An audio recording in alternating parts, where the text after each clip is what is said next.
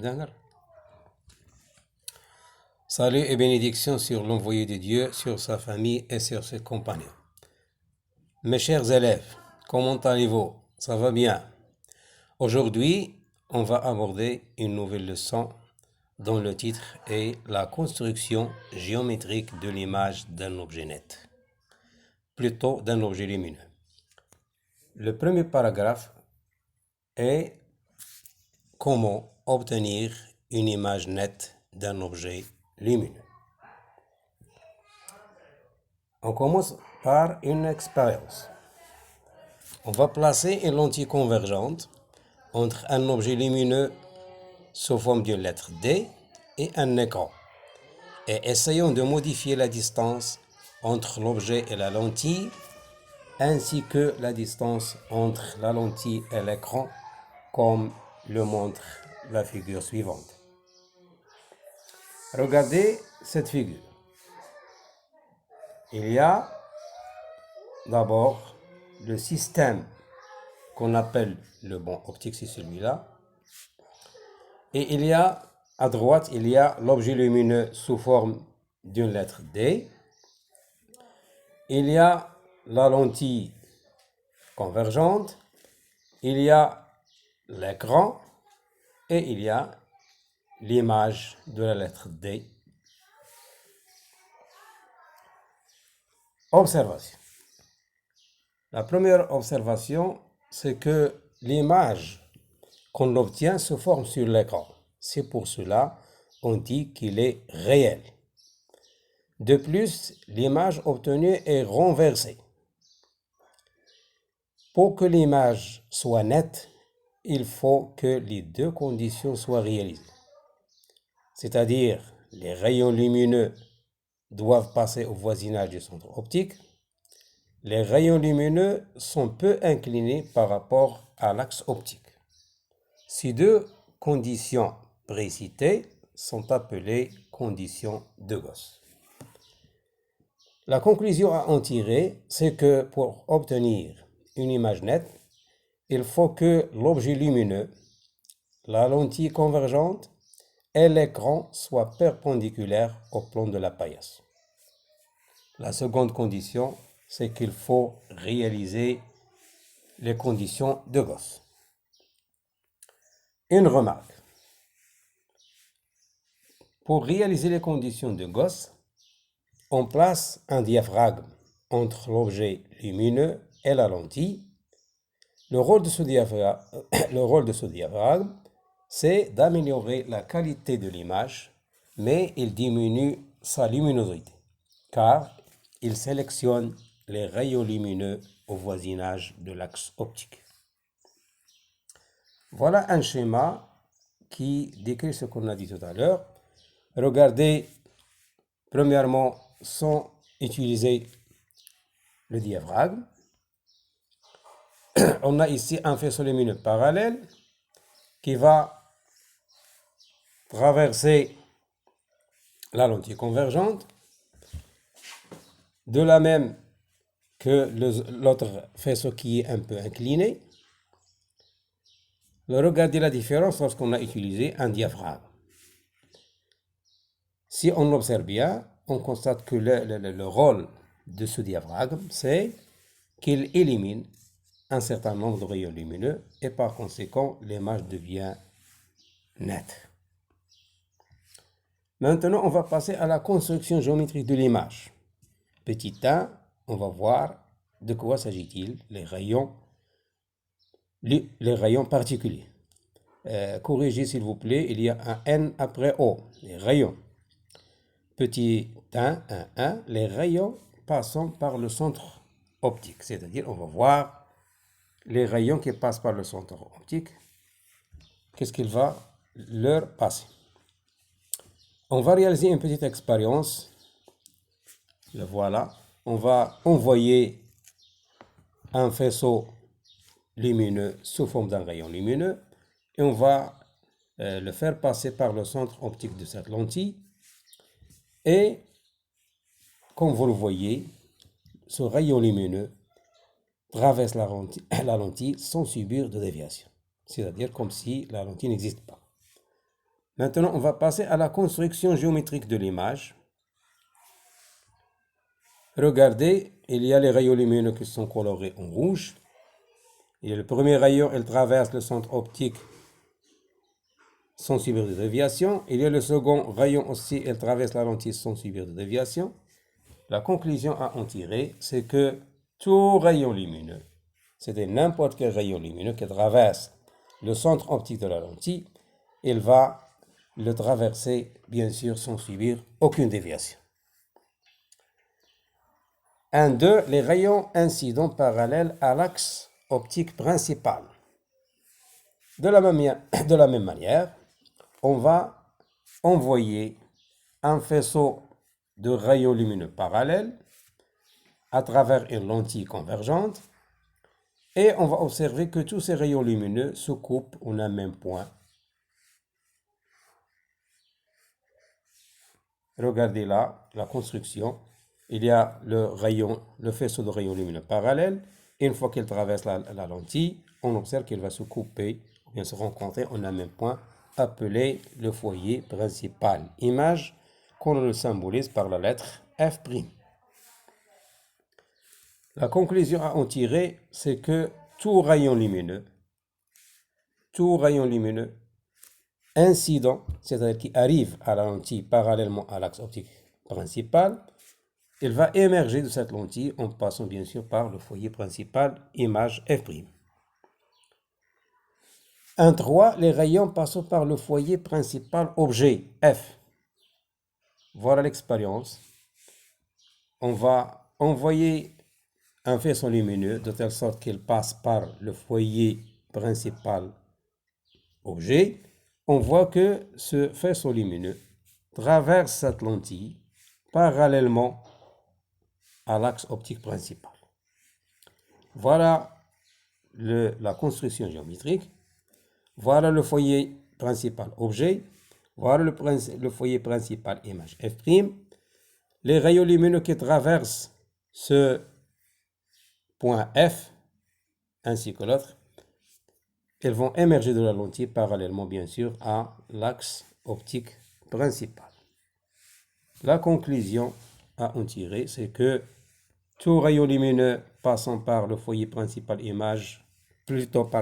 par le foyer principal objet F, il va émerger de la lentille parallèlement à l'axe optique principal. Maintenant, une fois qu'on a vu les rayons particuliers, on va les utiliser pour construire l'image d'un objet lumineux. Ces objets lumineux, il y a ceux qui paraissent comme un point, c'est pour cela qu'on les appelle un objet lumineux ponctuel B.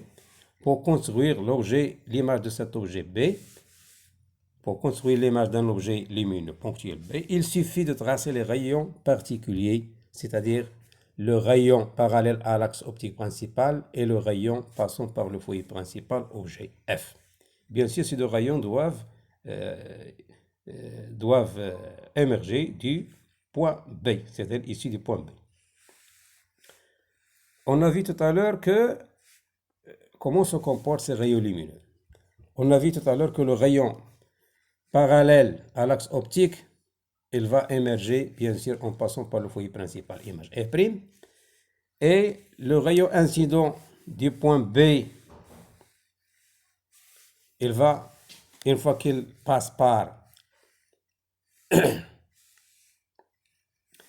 une fois qu'il va passer par le point F, c'est-à-dire le foyer principal objet, il va émerger bien sûr parallèle à l'axe optique principal et ces deux rayons vont converger au point B'. Ce point B' s'appelle l'image du point B.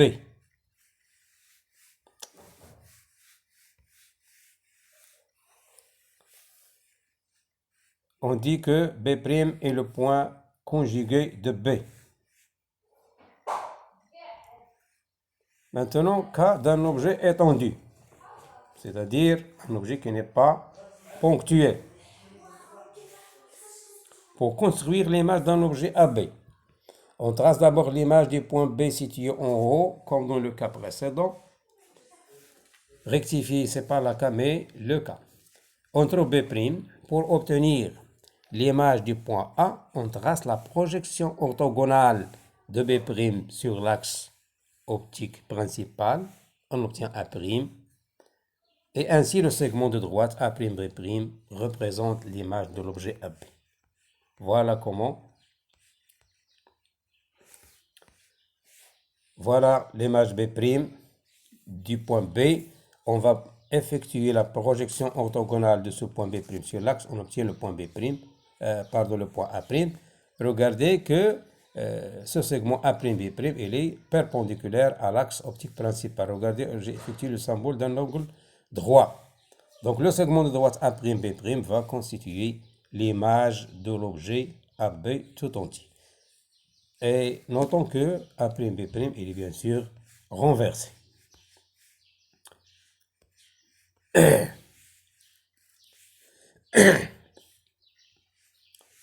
Notons aussi qu'on a bien sûr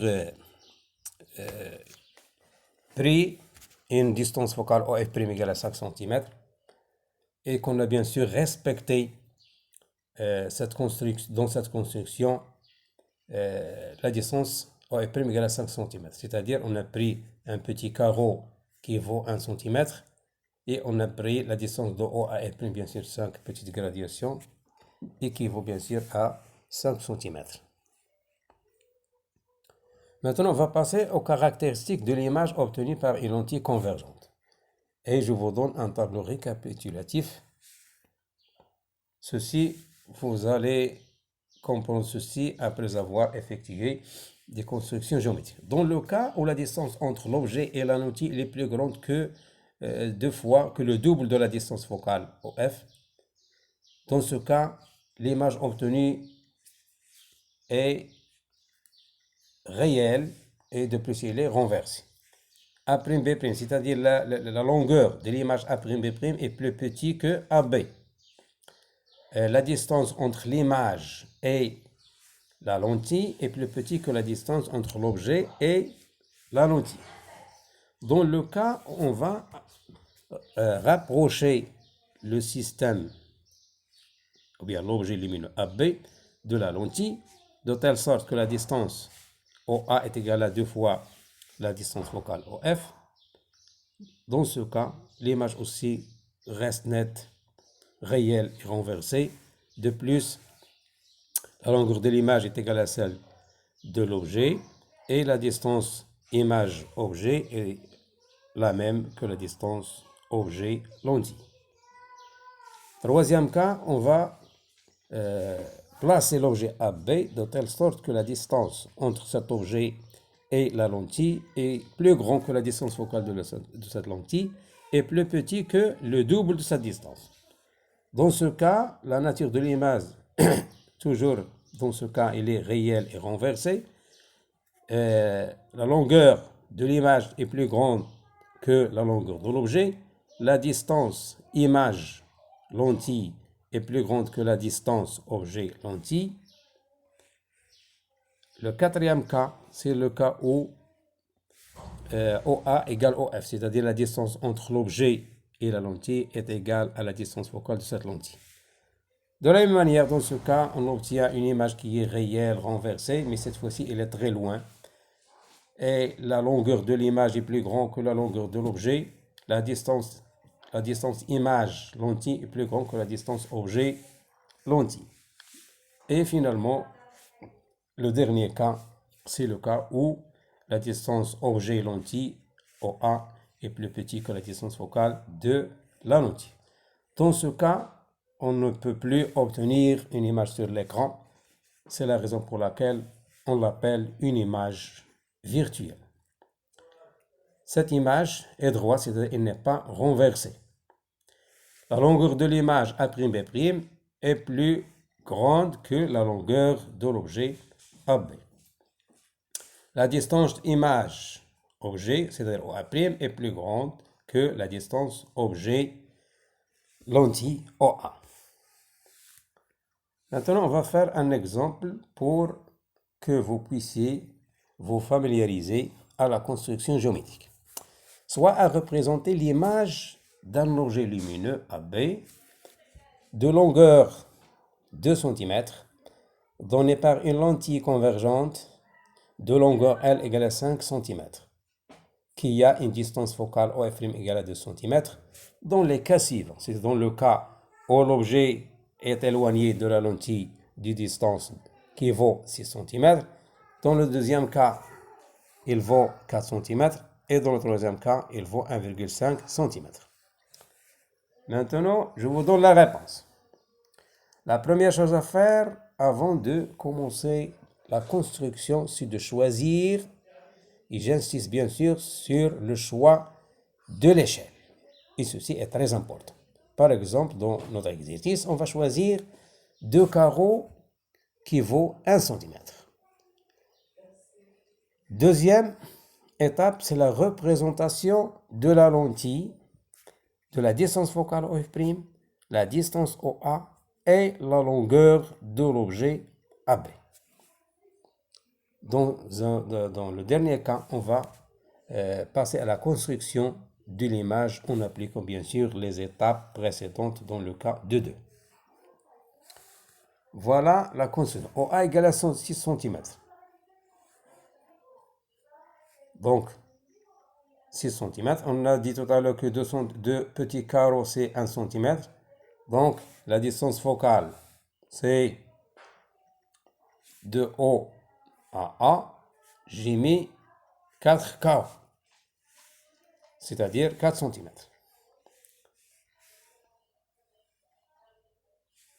Regardez comment construire. J'ai dit qu'il faut d'abord commencer par la construction de l'image du point qui est en haut. Par exemple, dans notre cas, c'est le point B. Qu'est-ce que j'ai dit tout à l'heure? Je dessine les 2 rayons lumineux qui proviennent du point B. Le premier est parallèle à l'axe optique principal. Le deuxième, il passe par le foyer principal objet. Concernant le rayon parallèle, il va traverser la lentille en passant par le foyer principal image F' qui est là. Et le rayon qui passe par le foyer objet F, il va devenir parallèle à l'axe optique principal. Les 2 rayons se rencontrent en un même point qu'on le symbolise par la lettre B', et il va représenter bien sûr B', il va représenter l'image du point B.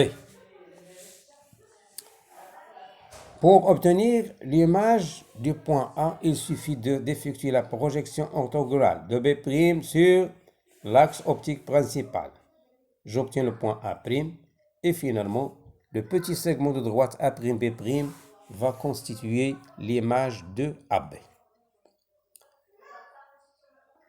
Maintenant, deuxième cas. Le deuxième cas, c'est-à-dire OA est égal à 4 cm, c'est-à-dire je vais approcher l'objet AB de la lentille de telle sorte que la distance entre cet objet AB et la lentille est égale à 4 cm. J'effectue la même chose. J'obtiens l'objet A', l'image A'B' de l'objet AB.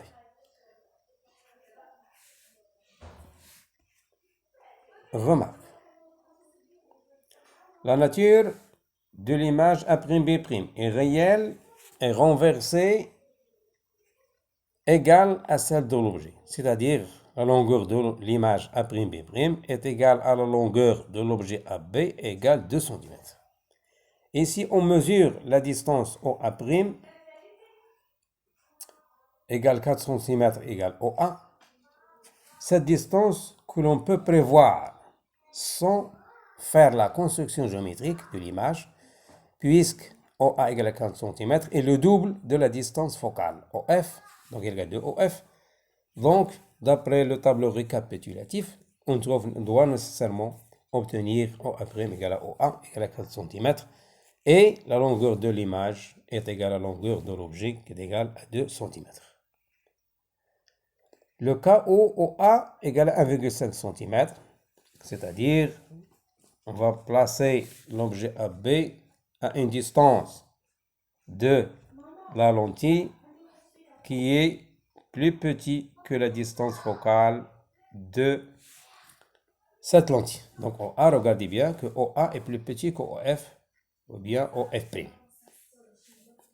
De la même manière, je trace les deux rayons lumineux issus du point B qui est en haut. L'un est parallèle à l'axe optique principal, l'autre doit passer par le centre optique. Ces deux rayons lumineux, comme vous le voyez, ne convergent pas. Donc pour que ces deux rayons convergent, on essaie de continuer le tracé de ces deux rayons lumineux en pointillé du côté gauche de la lentille. On observe qu'ils vont se couper, se rencontrer en un point. Ce point est noté B' et représente effectivement l'image du point B. De la même manière, pour obtenir l'image du point A, il suffit d'effectuer la projection orthogonale de B' sur l'axe optique principal. On obtient A'. Par conséquent, le segment de droite A'B' représente l'image de l'objet AB. Et comme vous le voyez, l'image A'B', je l'ai fait en pointillé pour qu'il représente que l'image A'B' n'est pas réelle, mais c'est une image virtuelle. Remarque, l'image A'B' est virtuelle, droite, c'est-à-dire n'est pas renversée, et comme vous le voyez, elle est plus grande que l'objet AB. Maintenant, pour observer l'image A'B', il faut mettre l'œil du côté du foyer principal image F' comme indiqué sur le schéma de tout à l'heure.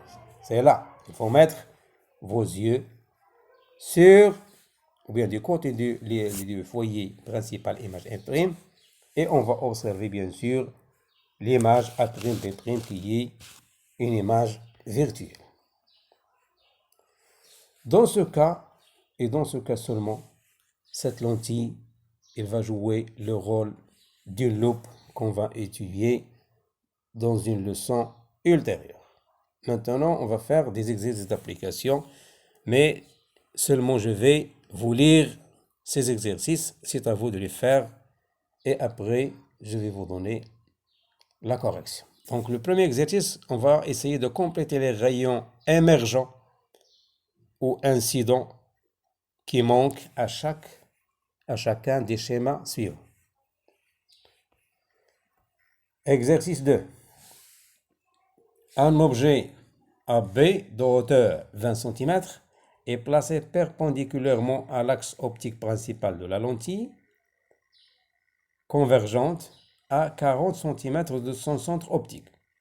L'image A'B' donnée alors par la lentille est réelle, renversée et symétrique à l'objet par rapport à la lentille. La question qu'on vous demande, c'est de trouver à partir du graphe la distance focale de cette lentille. Exercice 3. Un objet réel AB de hauteur 10 cm est placé perpendiculairement à l'axe optique principal d'une lentille de distance focale f égale à 20 cm. Le point A est sur l'axe optique principal à 30 cm de son centre optique O. La question qu'on vous demande, c'est construire et caractériser l'image A'B' de l'objet AB donné par cette lentille.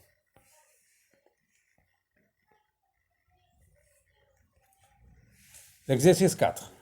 Un objet réel AB de hauteur 10 cm perpendiculairement à l'axe optique, distance focale 20 cm. Le point A est sur l'axe optique principal à 30 cm de son centre optique. On vous demande de construire l'image A'B' de l'objet réel AB dans l'espace atlantique. Et je vous demande de faire ces exercices et après je vous donne la correction. Bon courage et à très bientôt. Votre professeur Raji Mohamed. Wa assalamu alaikum wa rahmatullahi ta'ala wa barakatuh.